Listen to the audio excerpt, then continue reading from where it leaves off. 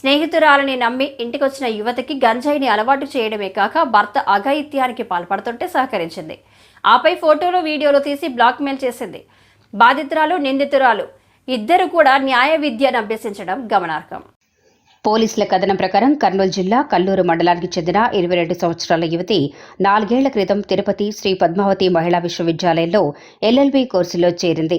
హాస్టల్లో ఉండి చదువుకుంటున్న క్రమంలో పుదిపట్లలో ఉండే సహచర విద్యార్థిని 35 సంవత్సరాల సదాశివం ప్రణవకృష్ణతో పరిచయం ఏర్పడింది. దీంతో తరచూ ఆమె ఇంటికి వెళ్లి వచ్చేది. ఈ క్రమంలో ప్రణవకృష్ణ భర్త కృష్ణ కిషోర్తోనూ బాధితురాలికి పరిచయం ఏర్పడింది. అతడు ఎస్వీయు న్యాయ కళాశాలలో ఎల్ఎల్బి చివరి సంవత్సరం చదువుతున్నాడు. గంజాయికి బానిసలైన ప్రణవకృష్ణ, ఆమె భర్త కృష్ణ కిషోర్ ఇద్దరూ తమ ఇంటికి వచ్చే యువతికి కూడా దానిని అలవాటు చేశారు. ఆమె ఆ మత్తులో ఉండగా కృష్ణ కిషోర్ ఆమెపై అఘాయిత్యానికి పాల్పడ్డాడు. ఆ దృశ్యాలను ప్రణవకృష్ణ తన ఫోన్లో వీడియో తీసింది. వాటితో బాధితురాల్ని బ్లాక్మెయిల్ చేస్తూ బంగారం, నగలు లాక్కున్నారు.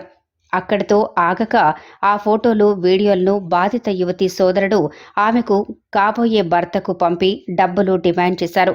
కుటుంబ సభ్యుల ఫిర్యాదుతో కేసు నమోదు చేసుకున్న పోలీసులు నిందితులైన దంపతులిద్దరినీ అరెస్ట్ చేశారు. వారిద్దరినీ అధికారులు యూనివర్సిటీల నుంచి సస్పెండ్ చేశారు.